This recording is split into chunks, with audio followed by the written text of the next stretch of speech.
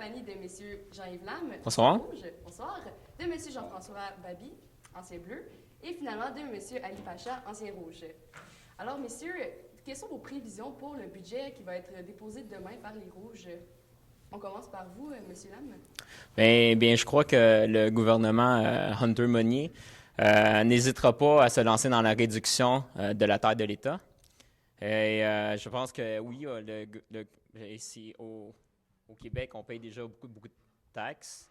Et c'est sûr qu'on n'a pas encore fait de la preuve que l'argent de nos taxes sont bien utilisés. Alors, je crois que c'est une très bonne chose je crois que ce serait une très bonne chose pour à ce que le gouvernement des Rouges réduise les taxes et coupe dans le gras. Ben, Marion, dans mon cas, moi, je prévois un budget qui va être sur le bord de l'austérité, ce qui est, à mon avis, pas une bonne chose parce que la reprise économique est so-so. Couper trop et trop rapidement ne sera pas très bon. Je m'attends à une classique privatisation partielle ou totale Hydro-Québec ainsi que d'autres sociétés d'État. De façon régulière, les Rouges font ça. Ça va, dans le fond, ils vont clairer la dette dans un budget, puis après ça, ben, il ne restera plus aucun actif au Québec. En général, ça, par tradition, devrait avoir ça. Et je m'attends aussi à des flat tax, pas mal assurément. La première ministre est quand même assez fervente de ce genre de type d'imposition, donc je m'attends pas mal à ça. Marion, à mon avis, le gouvernement devrait aller dans un sens où il travaille de façon pragmatique pour le bien-être collectif de la société. Et depuis son arrivée comme chef des Rouges, Mme Hunter Meunier nous prouve qu'elle cherche les solutions, puis elle essaie de se rapprocher d'une solution qui, à mon avis, va faire que le Québec va avancer dans la bonne direction. Et lorsque le budget sera présenté demain, nous allons apprendre que ce gouvernement veut aller dans le sens d'un grand ménage. Les Bleus ont été très dépensiers au cours de leur séjour au gouvernement et les Rouges devraient s'ajuster. Et il y a plusieurs solutions qui s'offrent au gouvernement, soit couper les impôts, soit augmenter peut-être, on ne sait pas, augmenter l'âge de la retraite, par exemple. Alors, il y a des solutions qui sont, à mon sens, très raisonnables, qui vont aller dans l'intérêt collectif du Québec. M. Babi parlait d'un budget qui allait être peut-être austère. Est-ce que vous pensez que c'est la voie vers laquelle il s'enligne?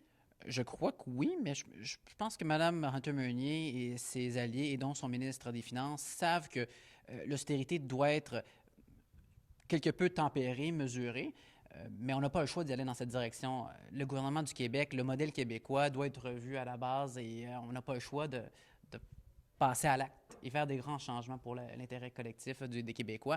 Si on veut assurer à nos jeunes, dans 40 ans, 50 ans, de pouvoir survivre sans avoir ce fardeau d'imposition qui est très élevé. Qu'est-ce que vous en pensez, vous, M. Lam, par rapport à ça? Oui. Bien, excusez-moi. C'est en réduisant la taille de l'État, le gouvernement il relâche les ressources pour aller vers un marché beaucoup plus efficace. Et c'est comme ça que l'économie va se relancer. Maintenant, en ce moment, avec un gouvernement qui est obèse, les ressources sont mal distribuées, sont mal gérées. Et c'est ce qui fait en sorte que le relancement va être retardé.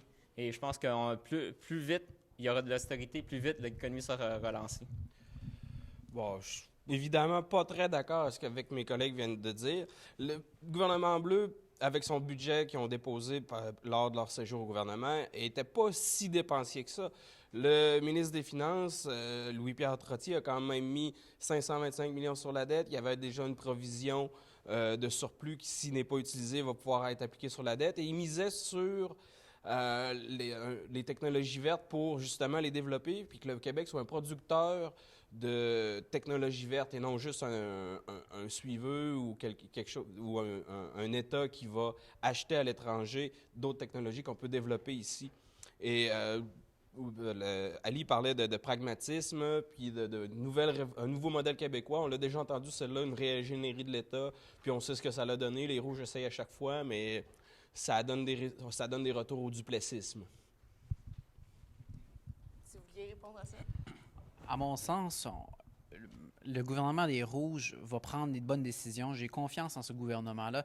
Ils ont promis de faire un grand ménage. Ils vont continuer dans ce sens-là. Les impôts devront, à mon sens, être revus à la baisse. Et peut-être qu'il y aura d'autres surprises, les commissions scolaires, peut-être qu'il y aura une privatisation à la SAQ, par exemple. C'est des idées qui ont été lancées par le passé par d'autres gouvernements des Rouges. Alors, sait-on jamais. Demain, les Rouges vont aussi présenter un livre vert sur la légalisation de la marijuana et, étonnamment pour certains, ils se sont positionnés favorablement pour la légalisation de la marijuana. Est-ce que c'est surprenant venant des Rouges? Mais comme je disais tantôt, c'est un gouvernement qui se présente comme étant un gouvernement pragmatique, qui cherche les vrais. Pardon. Non, c'est correct. Moi, à mon sens, c'est la solution à long terme pour le meilleur intérêt de nos jeunes. À long terme, les jeunes, ils comprennent que sur le plan scientifique, la marijuana peut avoir des effets néfastes, mais en même temps, avec modération, c'est une drogue qui peut être contrôlée.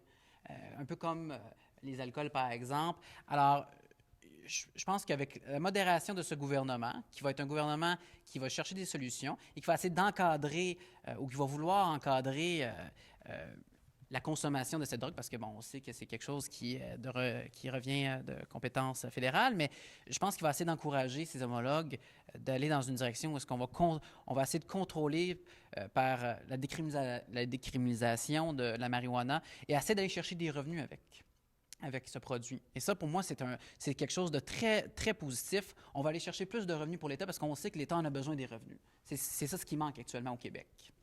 Monsieur Babi, est-ce que vous pensez que les Bleus vont être favorables à ce projet de livre vert-là? Je présume que oui. Ceci dit, je crois que les Bleus vont amener une approche, sensée, dans le sens où les Rouges vont probablement proposer que ça soit pris en charge par l'entreprise privée avec une taxe ou une redevance ou avec l'imposition de quelques normes au niveau de la production, de la distribution de ces choses-là. Tandis que les Bleus, je pense, vont y aller avec une approche, plus étatique, plus pour avoir vraiment un contrôle, vraiment certain là-dessus, un peu comme des centres de distribution, des choses comme ça.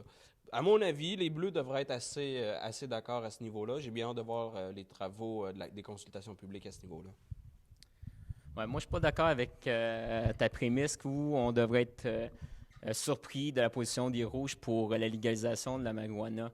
C'est sûr que si vous êtes surpris, c'est que vous connaissez mal le caucus des Rouges. Le caucus des Rouges, c'est un parti de tendance plus libertarienne et aussi pragmatique.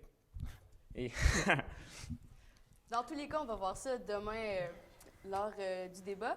Mais malheureusement, c'est déjà tout le temps qu'on avait. Merci beaucoup d'avoir été là. Et puis, on se voit demain pour une autre édition du PEC des Ex.